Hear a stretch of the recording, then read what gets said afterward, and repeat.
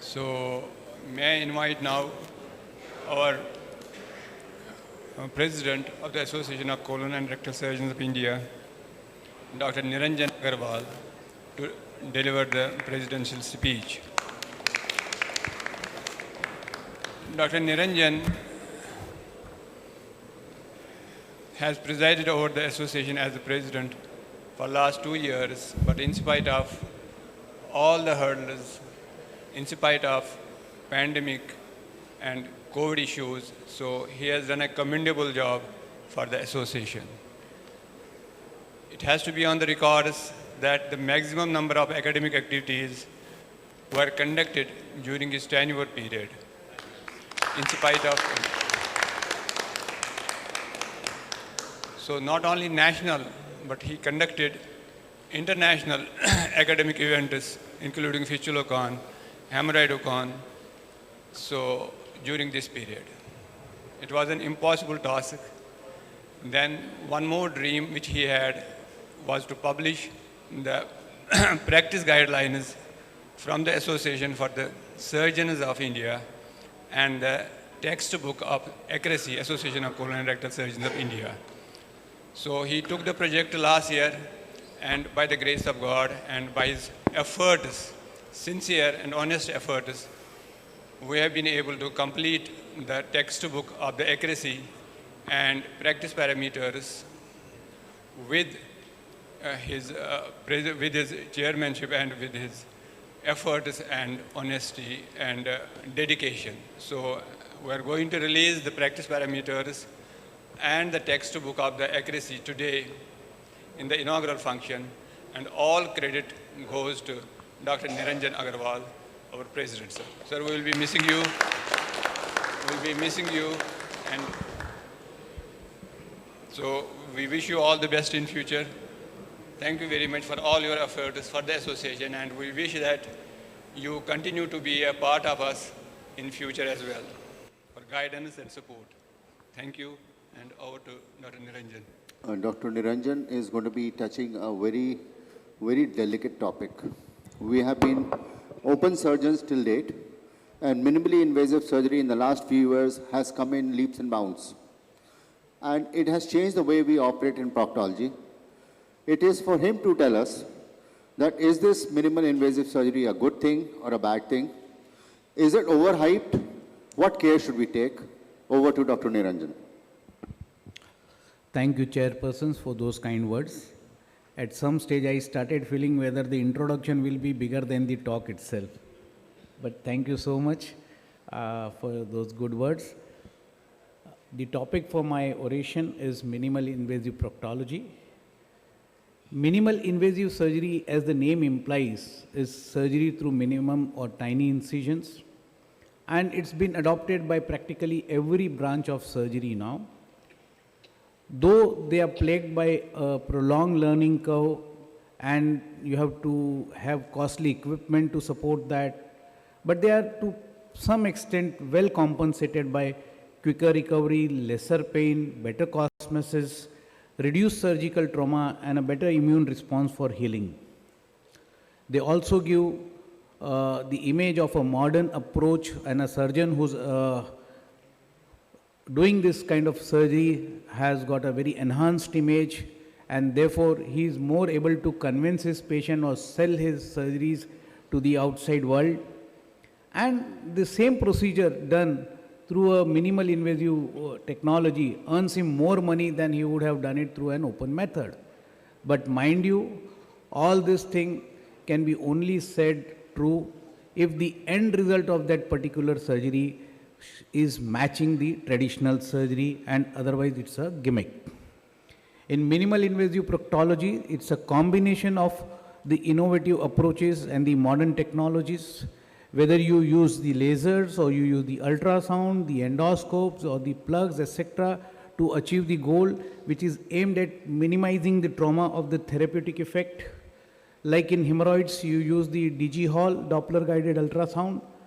The MIP, stapler hemorrhoidopexy, The minimal invasive word sold so much that Johnson & Johnson went ahead and coined it as minimal invasive procedure of hemorrhoid, whereas world over it was called stapler anorexia. Now whether it is a lesser invasion or invasion in a area where there is less pain automatically, things needs to be clarified. We have laser hemorrhoidoplasty, we have good new rings and sclerotherapy coming up in a new way. Similarly, in fistula, we had the VAF, the FILAC, fixations, the plug, the glue, the lift.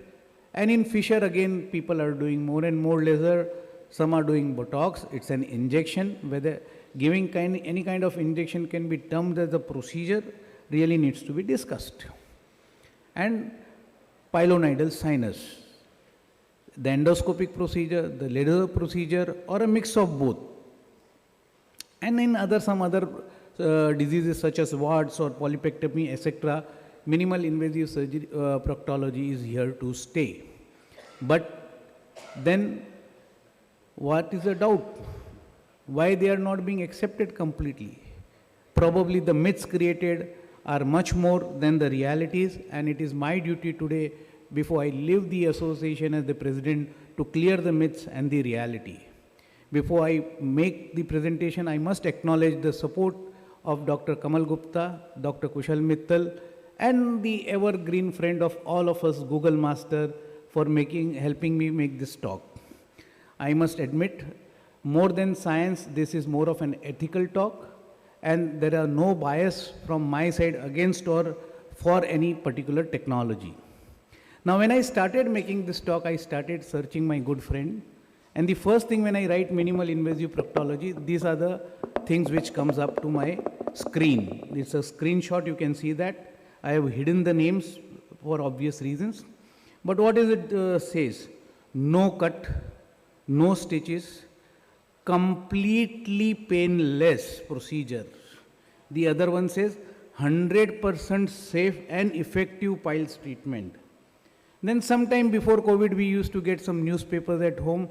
COVID ने तो वो भी बंद करा दिया.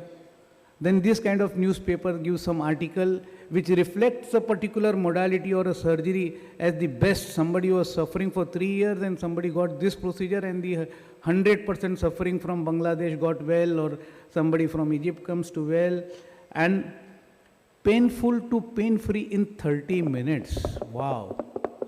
These are the things which comes to our knowledge every day or to our vision every day. So it's like a magic wand. I wonder whether the laser fiber is a magic wand. And what does the magic wand claims to do? No cut, and therefore there is no wound, obviously. Because there is no wound, there shouldn't be any scar for obvious reasons. And because there is no wound, no cut, no scar, how can there be any pain? And because there is no pain involved, why should you give any anesthesia? And because you are not given anesthesia, why should you even admit the patient? And there is no complications, no recurrences, one short treatment for everything. So much so that you see this slide provided by the laser guy only, the adoption of laser in the last 2-3 years have gone shot up to such an high extent. Is it all true? Let's have a journey. What are the real findings behind this? The first myth is it is painless.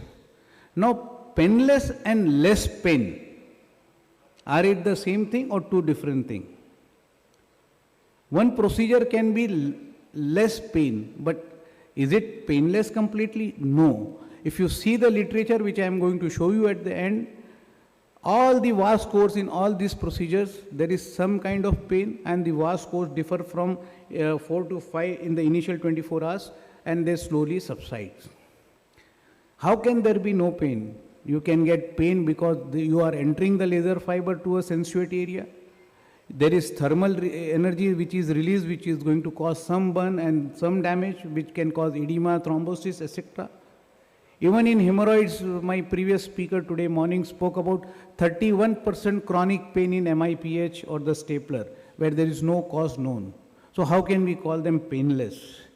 In a thinner tract, when you ablate, the thinner tract rupture in the isorectal fossa, and there will be some edema over there. Many a time, pushing the fibers or pushing the endoscope inadvertently causes false tract formations. And all the, as I said, 31% pain in MIPH, it could be idiopathic. So is it completely painless? No. It is lesser pain, and that is what should be told to the patient. The second myth is there is no incision, there is no cut, no wound, no scar.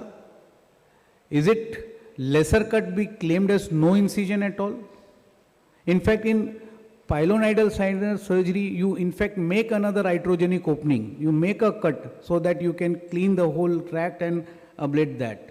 So the reality is it's a smaller wound, smaller cut, and therefore the scar may be smaller, and therefore healing is faster, no doubt about it. When you adopt this kind of procedures, the healing gets faster. You can see on these pictures. You can see here, if this patient was operated by an open surgery, the multiple scar which would have happened to this patient, but ultimately because of minimal invasive procedure, the advantage of lesser scar remains over there. No anesthesia, can you believe that? Can you operate upon a patient, cut or puncture anything without any anesthesia? Unless you are doing an office procedure like injection sclerotherapy, I don't think there is any procedure which can be done without anesthesia. Whether you are giving local or regional, anesthesia is anesthesia, and it is not no anesthesia. And therefore, no admission. Most of this procedure, if you see the literature, I will show it to you, they at least require a daycare admission. Now, sending the patient home on the same day, evening, does not mean there is no admission. And unless you are doing a sclerotherapy, you have to differentiate between office procedure and procedure which are done under anesthesia in OT, where the admissions are required. Nowadays, you see all these computer or Silicon Valley companies coming up, and those guys saying, I don't have time, I need to join back work tomorrow itself, and they want surgeries on Sunday. And that's why they claim laser kar do. Now, can you really send those patients back to work the next day? Is it possible? The literature says the minimum average day of work is around 2 to 3 days, not the same day. It is not like you get a haircut done in a salon and just jhadao your hairs from there and go to your office. You cannot go from the clinic to the office immediately. So the average of work day is around 2 to 3 days minimum. And the most important, no complications. Pain is seen in around 15 to 100% of these cases. Bleeding is seen in around 15 to 44% of these cases. There is no dearth of evidence to show that all these procedures have their shares of complications, including retentions, recurrence, perforations, infections, edema, thrombosis, itching. None of them are without complications at all. Whether those complications arise because of inappropriate use of technologies or because of inappropriate training. And as my good friend always Roy Patankar says, a fool with a tool is still a fool. So even if you have adopted the best technologies, if you don't use it properly, complications are going to happen there, and they cannot be said it is without complications. 100% effective, really? In fact, the truth is the other way. In proctology, the minimal invasive procedures have got more recurrences than the conventional procedures. Whether it is due to formations of collaterals or inadequate reductions of the prolapse or inadequate eradication of the septic focus, there are recurrences. You cannot say it is 100% cure rate for one shot for all. That is the other thing. Laser fiber hai, aa jao, sab kuch ho jayega. And those who have laser fiber want to do it with everything, whether it is thrombose pile, sorry if I am offending somebody, whether it is thrombose prolapse pile or if it is an abscess you want to insert a scope. Sometimes it is good for diagnostic purpose, but does not mean that everything you insert anywhere is going to be therapeutic for all. There are certain situations in proctology which require a different approach, or maybe a conventional approach at the last resort. Maybe it is a complicated thrombose piles, or whether it is an infected fissures. Everywhere, in fact, use of plug, use of glue, use of labor, they are contraindicated in presence of infection. So if there is an infection, how can you say one fiber can work for everything? So that brings to another question which I once heard around 20, 25 years back, Dr. Udwadia talking about laparoscopic surgery.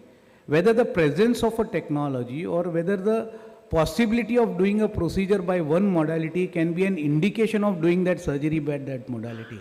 That's a big question which we all should deliberate in our mind before we adopt any kind of surgery. The new gold standard.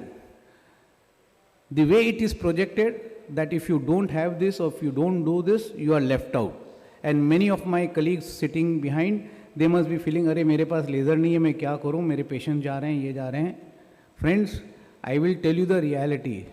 Most of the giants of minimal invasive proctology have either given it up or they have started using hybrid procedure. So if they were gold standard, what was the need for the hybrid procedures? They have started combining their laser or waft or something with another technology. They are making a coalition sarkar to run the government. So it is not the new gold standard. And this hybrid also does not have robust evidence so far in the literature. Maybe in some time from now, you may get in future. At present, the results of the conventional surgery as far as long-term results are concerned, they are unmatchable. And why I said all this thing? Not because I feel against. I use laser myself, I must admit. That's why I said first disclosure, I am not biased or against anything. But the question is of judicious use. Whatever I said in the reality are based by literature which are available, and there are so many. Unfortunately, there is no separate guessing about pain separate, incision separate, they are all combined. So I have combined also at the end. So these are the literature for the hemorrhoids. You can see comparison of various procedures against each other, or comparison with their conventional procedures, or comparison between the minimal invasive procedure, all have to say only one thing. Minimal invasive procedures have got short-term advantages as far as pain or healing is concerned, but not for the long-term advantages, because they have got much higher recurrence rates, and therefore you need to discuss the same with your patient before offering. These are the reviews for the fistulas. You can see so many studies I have gone through, but none of them is saying give up anything else and just adopt this. You know, so many papers for recurrent fistulas we have visited, for pilonidal sinus surgeries. So for fissures, everything is presented here. So friends, I would conclude that though benign anal conditions are most common problems which are seen in our OPDs, we don't have one-shot solution for all the problems. There are multiple modalities which are available, and each has got varying results. In fact, no two individuals behave same with the same modality. No two individuals have the same response of treatment. Even if you do laser in two patients, they may behave separately. So a constant search for newer procedure keeps on continuing. There are more advances which are more based on technology, but they are costly and simple to use with reduced complication in bracket if used diligently, not otherwise, and help you to early return to work.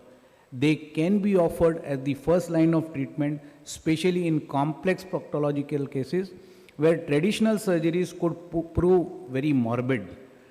And there the aim is more to avoid complication than achieve cure. Most, however, are unable to match the cure rate of established procedures. Many already are turning obsolete within a short span of introduction or being combined with other procedures. And therefore, there is a need for evaluating each procedure and each patient before accepting them as the first line treatment for that particular patients. Thank you for your patience hearing.